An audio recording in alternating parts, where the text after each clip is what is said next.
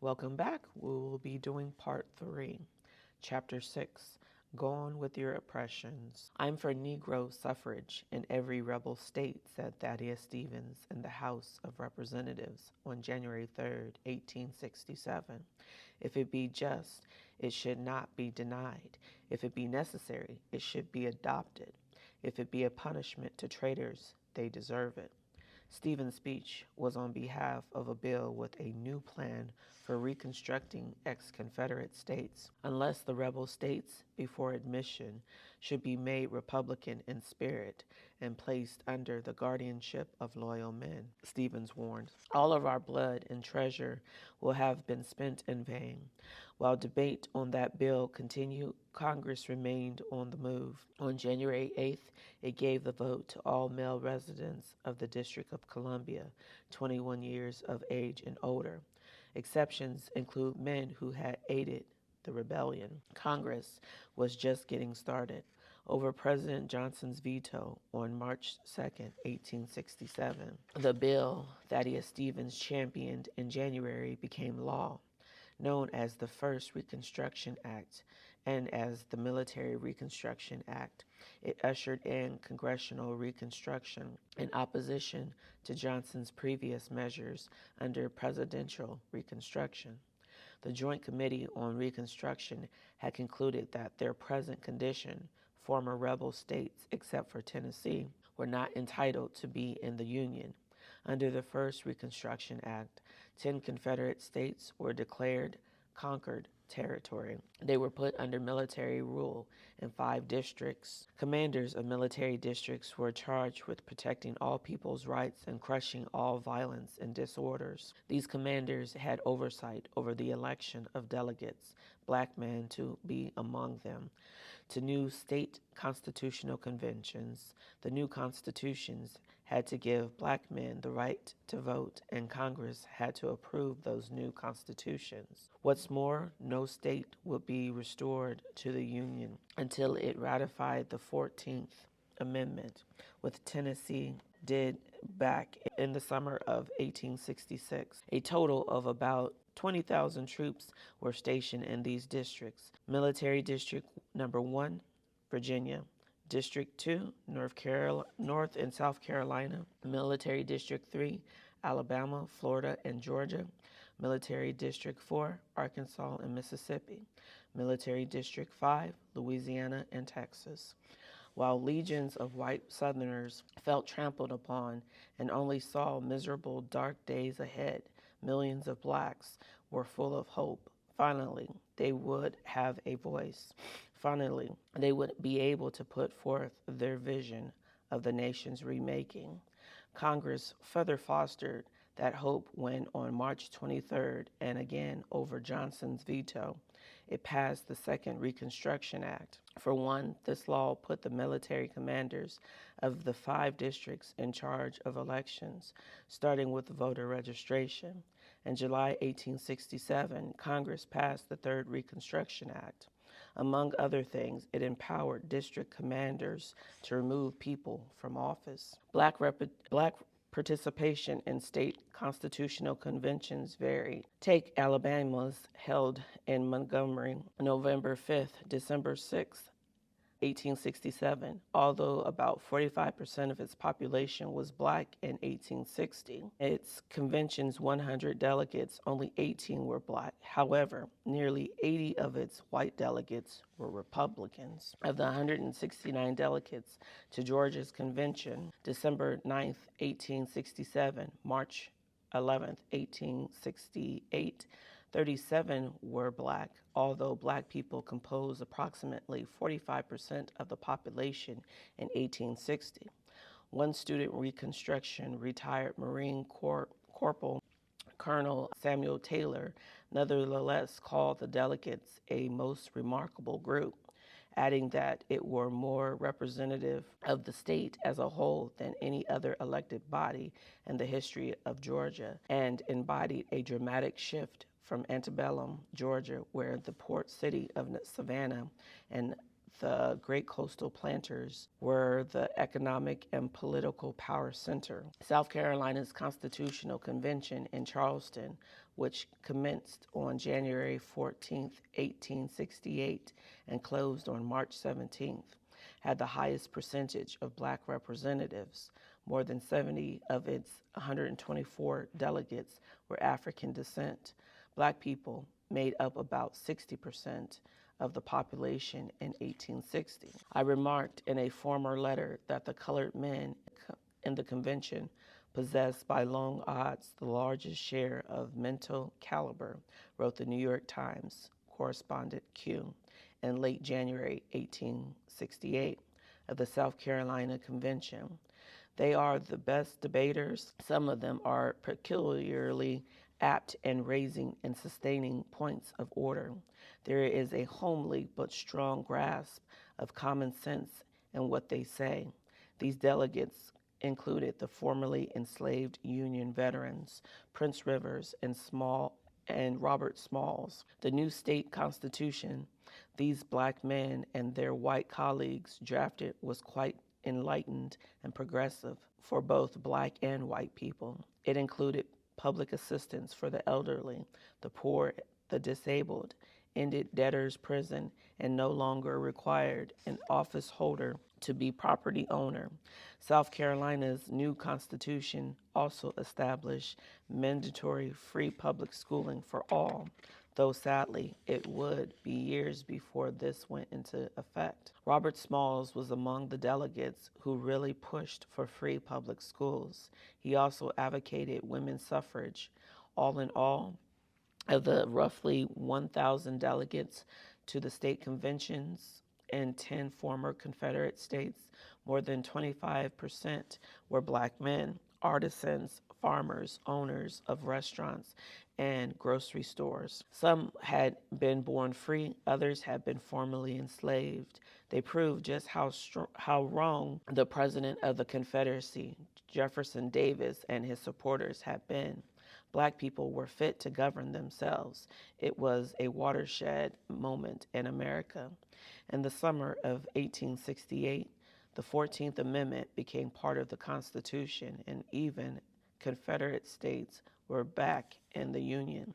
Alabama, Arkansas, Florida, Georgia, Louisiana, and both Carolinas. Virginia and Mississippi had new constitutions, but their citizens had not yet ratified them. Texas Convention was still underway.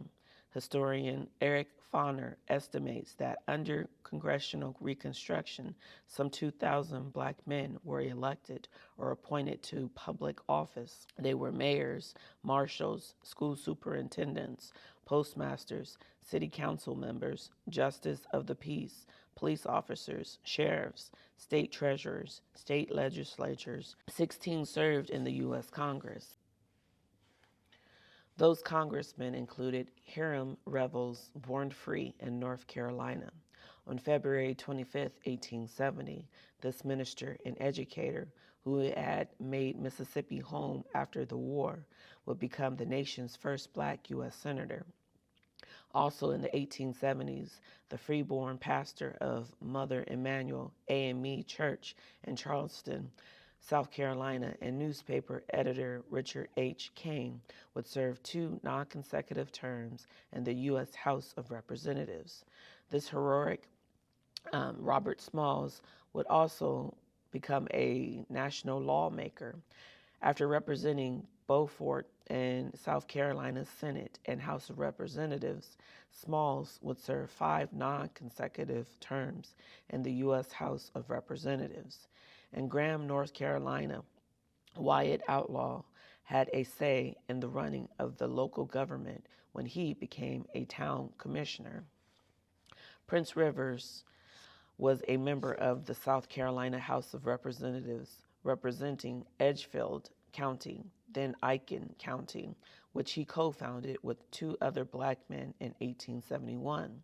Rivers was also a major general in the Palmetto States National Guard and for a time head of Aiken's Republican Party. Yet another black man on the rise during Reconstruction was James Lynch, who had been at that meeting in Savannah with General Sherman and Secretary of War Stanton. Lynch started schools there, and made a stirring speech during the Black Convention in Nashville in August 1865. Lynch made history as the first Black person to hold a major political office in Mississippi when he was elected in its Secretary of State in 1869. Along with the gains, there were losses. On September 3, 1868, the Georgia House of Representatives, dominated by white representatives, voted to expel 25 of its Black members. 4 retained their seats because, as historian John Hope Franklin explained, their fair complexion made it impossible to prove that they were Black. A few days after the Georgia House of Representatives odious act, the Georgia Senate ejected its 3 Black members. Had these men committed crimes? Had they failed to do their duty? No. They were expelled on the grounds that the new state constitution did not expressly state that Black men could hold office. This was 44 days after Congress readmitted the Peach State to the Union. The ousted Georgia lawmakers included Reverend Henry McNeil Turner, who had been appointed as the first Black chaplain during the Civil War, Tunis G. Campbell, and Philip Joyner. Shortly after their expulsion, Joyner led hundreds of Black people and a few of their white allies on a protest march of more than 20 miles from Albany to Camilla for a political rally. When the marchers reached Camilla's courthouse, whites fired upon them, killing about a dozen and wounding possibly 30 others, according to the New Georgia Encyclopedia. In March 1869, Congress refused to seat Georgia's senators and representatives at year's end. Congress put Georgia back under military rule. Black office holders who served their communities, their cities, their state, and their nation did so at great peril. Some found it necessary to have bodyguards. The Ku Klux Klan, the Palefaces, the Knights of White Camellias, the White League, the White Brotherhood, the White Shirts. These are just some of the white supremacist paramilitary organizations that emerged during Reconstruction, men determined to take their seats back by any means necessary.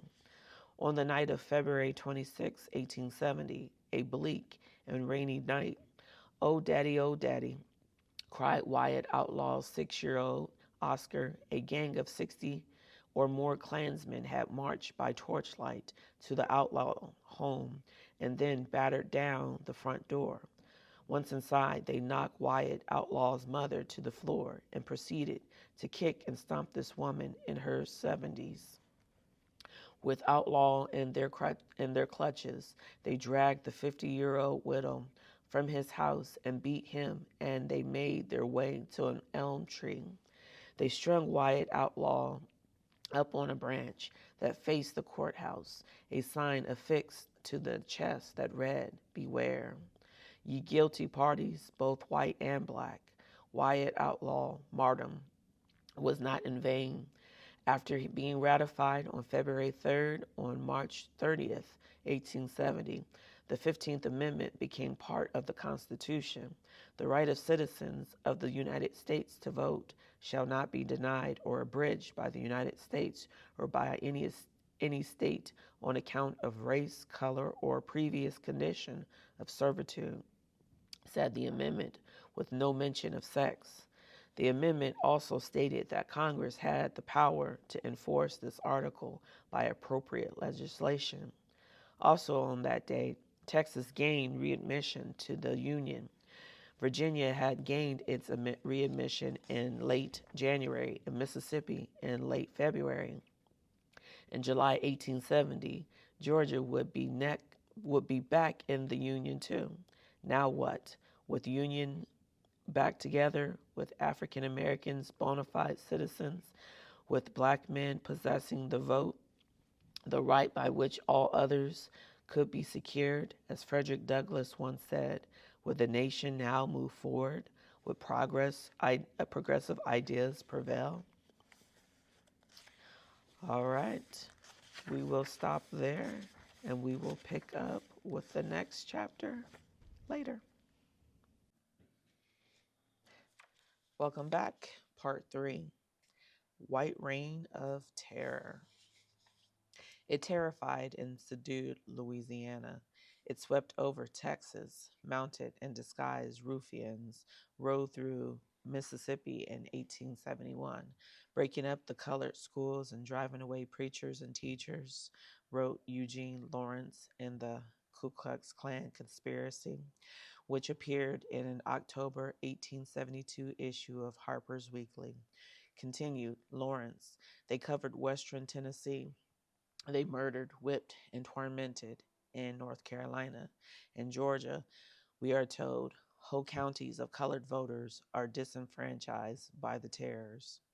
Not even the Congressional Committee has been able to pierce the depths of this widespread conspiracy to safeguard Black citizens' rights. Back in May 1870, a month before the creation of the Justice Department, Congress passed the Enforcement Act, known as the Force Act. It established stiff penalties for voter suppression by anyone, including state officials, who tried to keep people from registering to vote based on race, color, or previous condition of servitude. The Force Act also made it a crime to keep Black citizens from holding office and serving on juries. The president who signed that Force Act into law wasn't Andrew Johnson, but the hero of Appomattox, Ulysses S. Grant, Republican. Back on November 3rd, 1868, Grant had defeated the Democratic nominee Horatio Seymour 214 to 80 in the Electoral College to win the presidency. And as the historian Brooks D. Simpson had reminded us, this was the first presidential election where African Americans voted in large numbers in the wake of the establishment of new state government under the Reconstruction Acts. The Force Act, which Grant signed into law in May 1870, needed backup. By May 1871, Congress had passed 2 more Force Acts.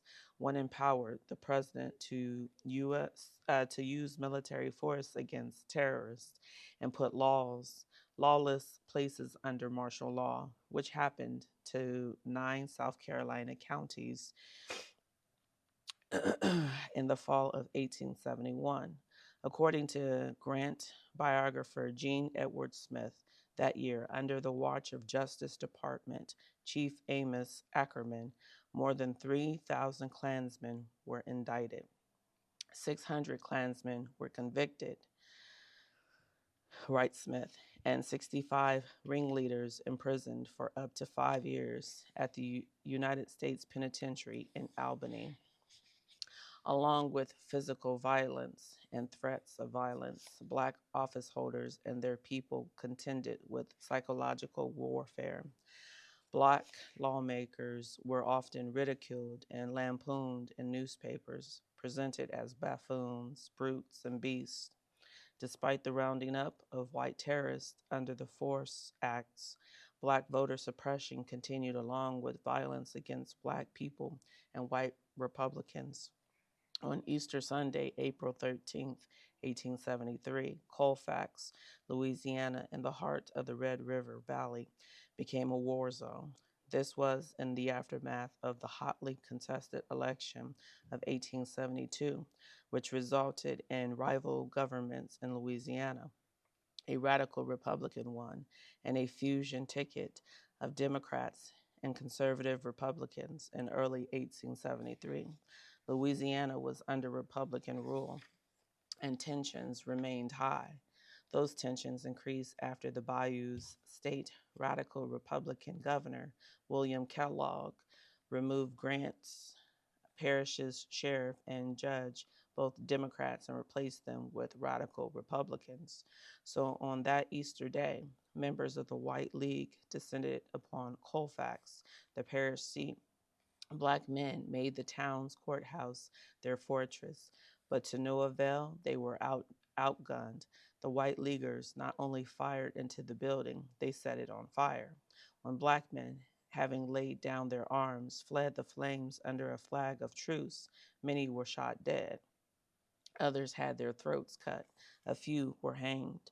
The total number killed in the fighting and executed afterwards was somewhere between 70 and 165, writes Richard White, and the republic for which it stands, the United States during Reconstruction and the Gilded Age, 1865 to 1896. It was hard to get an accurate account. Men were killed beyond the town, others ended up in an anonymous graves.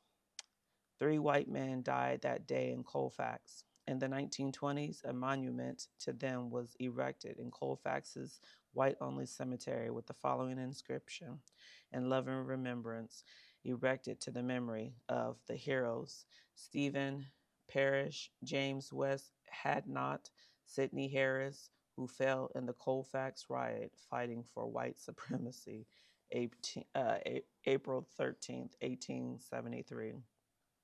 It was for the cause of white supremacy that some Southern whites evicted tenants who voted Republican. Businesses were boycotted. Black schools were defunded. People were driven from office. Prosecutions were relentless. Some white Republicans, Southern born and Northern transplants alike, threw in the towel. A White Reign of Terror in Louisiana was the title of a letter to the editor of the New York Herald, published in the newspaper's September 3rd, 1874 issue. Shortly after, white rage erupted in Coshada, the parish seat of Red River. Here, power-hungry Democrats, members of the White League, killed in cold blood 6 Republican office holders, including the sheriff and the justice of the peace, along with several of their black supporters.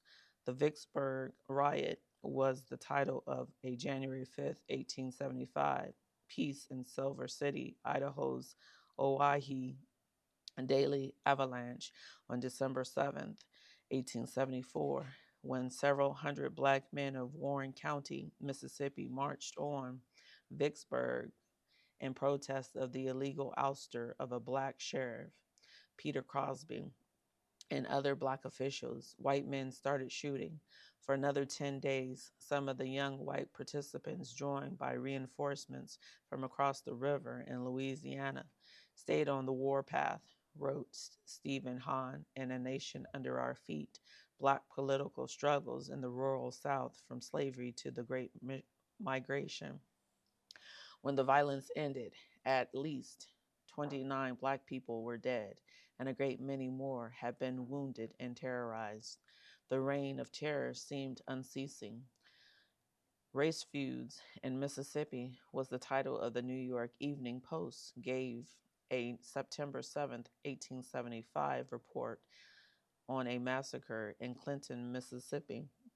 Following a rumor of an impending black attack on Clinton, several hundred members of the paramilitary group, the White Liners, from nearby towns just hunted the whole country clean out. A black eyewitness testified the following year. Just every black man they could see, they were shooting at him, just the same as birds. Days earlier, white men had shot up the Republican rally. The Clinton massacre, in which some 30 to 50 people killed, um, black people were killed, occurred in 6 months after a landmark civil rights bill cleared Congress. On March 1st, 1875, President Grant signed into law a civil rights bill that outlawed discrimination in places of public accommodation such as hotels, restaurants, and railroad cars. Offenders could be imprisoned for a year and fined $8,000. The radical Senator Charles Sumner had introduced this bill 5 years earlier. Don't let the bill fail, said Sumner to Frederick Douglass and others gathered around his bed as he lay dying in 1874. U.S. Congressman John Roy Lynch of Mississippi was one of the bill's most eloquent, passionate black backers. A month before the bill passed, Lynch delivered a powerful speech in the House. I appeal to all the members of the House, Republicans and Democrats, conservatives and liberals, to join with us in the passage of this bill, which has for its object the protection of human rights. Lynch asserted that when everyone's rights were protected, then call all truthfully, say that this beautiful land of ours, over which the star-spangled banner so triumphantly waves, is in truth and in fact the land of the free and home of the brave. When the Civil Rights Act of 1875 passed, Charles Sumner was not the only radical Republican who had died. So had Thaddeus Stevens, for example. What's more, while Republicans formed the majority in the Senate, Democrats, following the 1874 midterm elections, held the majority in the House. Ill winds, long blowing, whipped up into cyclones as the power of Republicans diminished, as white Democrats remained hell-bent on regaining rule in the South, ever ready, as always, to use violence. Prince Rivers' majority black town of Amberg in South Carolina's Aiken County, of which Rivers was one of three founders in 1871.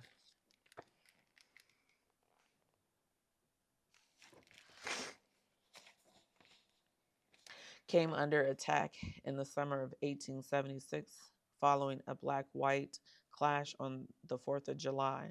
While making their way through Hamburg in a wagon, two young white men, Tommy Butler and Henry Getson, were inconvenienced by a parade of black soldiers, members of a National Guard regiment celebrating their nation's 100th birthday. A vexed Getson decided to ram the marchers rather than go around them. The wagon stopped just short of harming anyone. Mr. Gatson, I don't know for the reason you treat me in this manner, said Doc Adams, the regiment's captain. What? Said Gatson, aiming to drive through my company. Well, this is the rut I always travel. To keep the peace, Doc Adams had his men part with the command, open order. That was not good enough. The next day, attorney Matthew Butler, no relation to Tommy Butler, filed a lawsuit claiming that Adams' men had blocked a public road. Butler wanted the black militia disbanded. This suit came before the trial Judge Prince Rivers after things got heated during the hearing on July 6th. Rivers called for a cooling off period. When the hearing resumed on July 8th, the plaintiffs came to Hamburg with more than their grievances. They were accompanied by armed white men, members of local rifle clubs. Attorney Butler demanded that the militia surrender its weapons for the cause of peace. Prince Rivers concurred, but the black militia, some 80 to 100 men, was having none of that and hastened to a warehouse. Soon more than 200 white men surrounded that warehouse. Before long, shots rang out. A battle ensued. White reinforcements joined, including some from nearby Augusta, bearing a cannon. At least one white man and 6 black men died. There is no record of how many people were wounded during the shooting and subsequent attacks on black homes, including that of Prince Rivers. The effects of the massacre spread and galvanized the South Carolina Democratic Party, says historian Richard Zugset, while at the same time it drove a wedge between Republicans in the state and federal levels. White Democrats had been divided over the upcoming 1876 gubernatorial campaign, with some arguing for alliance with Republican Governor Daniel Chamberlain as the safest means of achieving victory. As Zugzak goes on to say that the Hamburg massacre and its aftermath silenced such talk and catapulted to prominence the straight out strategy which supported former Confederate General Wade Hampton for governor. What's more, Governor Chamberlain's plea for peacekeeping federal troops in the Palmetto state was ignored. And that same year, Tunis Campbell, who had been such a force for good in McIntosh County, Georgia, and who had been arrested several times on trumped up charges, was convicted of engaging in corruption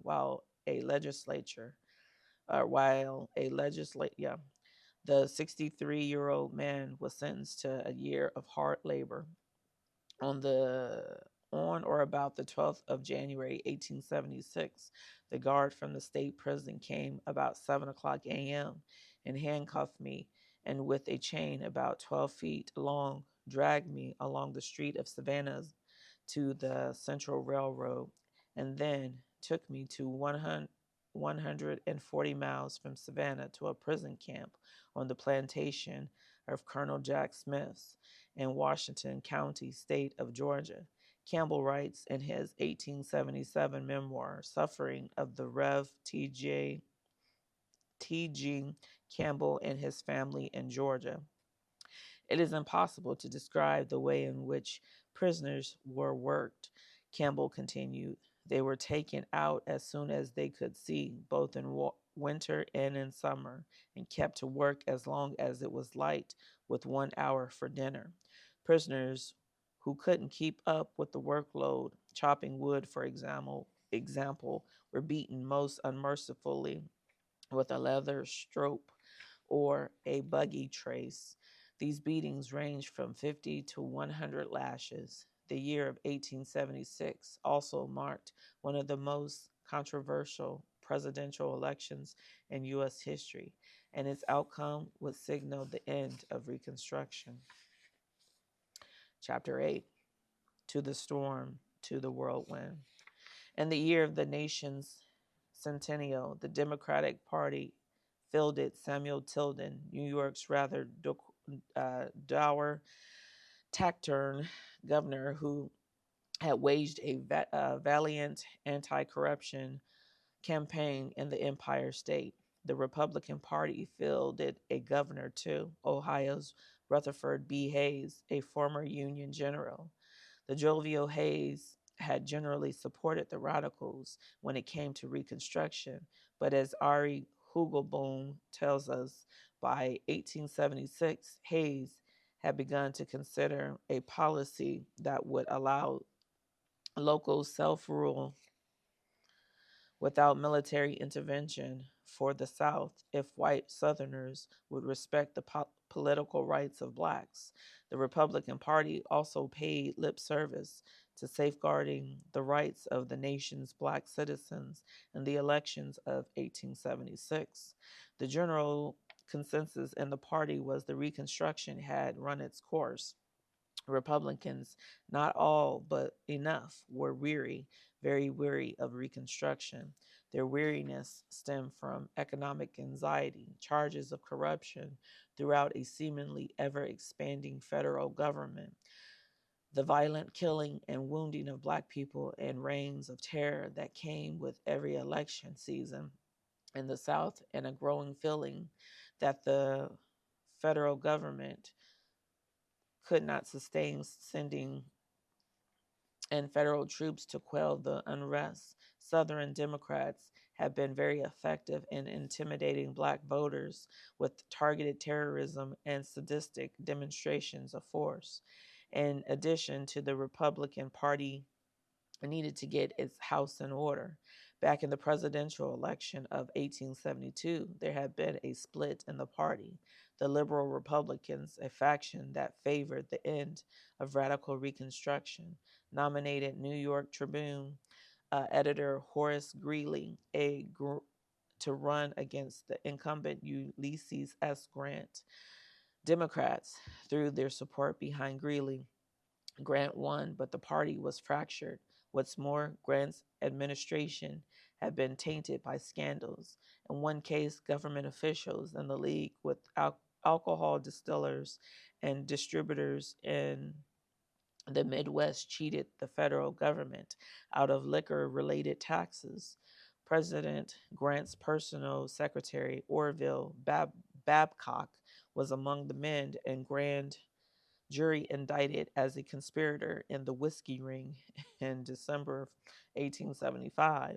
A jury later found Babcock not guilty, but the incident bruised Grant's reputation. The Republican Party not only needed to heal, but also to repair its reputation. And we should not underestimate the role of the economy. The nation was still in the grips of depression. Anxiety was running high. As the 7th of November, with its great story approaches, reported the New York Herald on November 1st, speculation rapidly increases, and betting on the result becomes more exciting.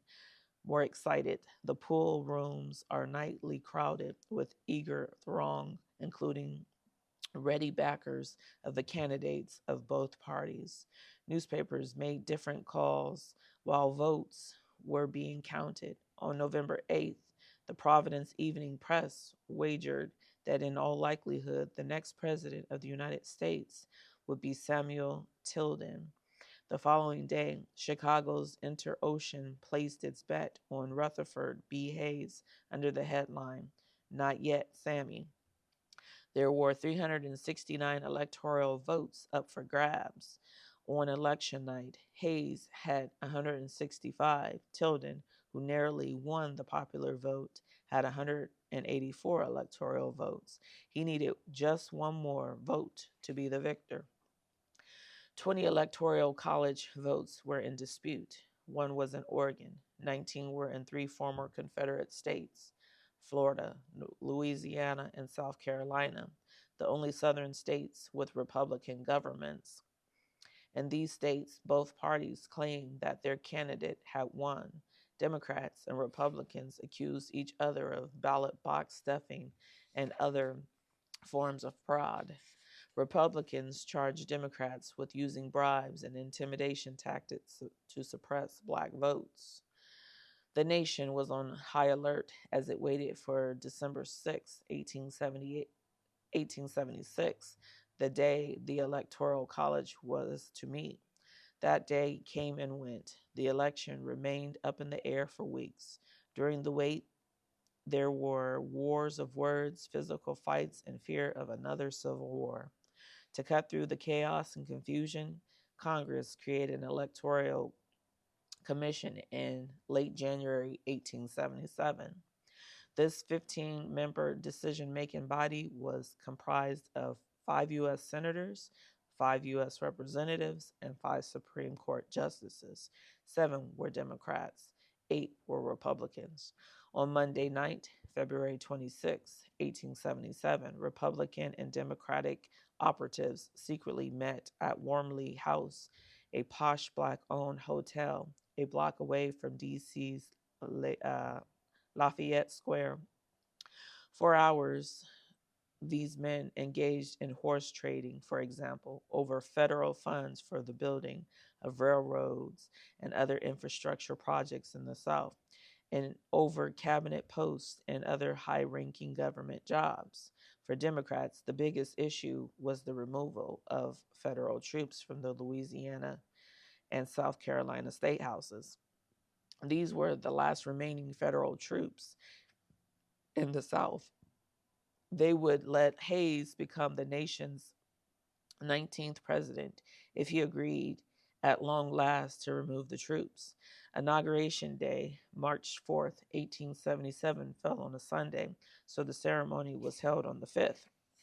It was a cloudy, slightly snowy day when the Capitol's East Portico Supreme Court Chief Justice Morrison R. Waite administered the oath of office to Rutherford Burchard Hayes. By the end of April 1877, President Hayes had ordered federal troops out of Louisiana and South Carolina state houses. White Democrats were beside themselves with joy. On April 22nd, President Hayes wrote in his diary, "We have got enough. We've got through with the South Carolina and Louisiana problems. At any rate, the troops are ordered away, and I now hope for peace and what is equally important, security and prosperity for the colored people." The president was definitely seeing the South through rose-colored glasses, the result of my plans to get from those states by their governors, legislatures, press, and people pledges that the 13th, 14th, and 15th Amendments shall be faithfully observed, that the colored people shall have equal rights to labor, education, and privileges of citizenship.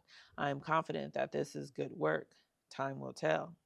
In the wake of the Compromise of 1877, Prince Rivers, who had once vowed to die before surrendering the flag, washed his hands of politics and eventually became a coachman again, the role he once filled under slavery.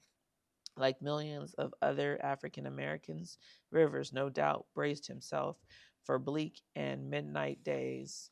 And to answer the piercing question Frederick Douglass posed back in 1875 in his speech, the colored question, if war among the whites brought peace and liberty to blacks, what will peace among the whites bring? All right, we'll stop there and pick up part 4 next time.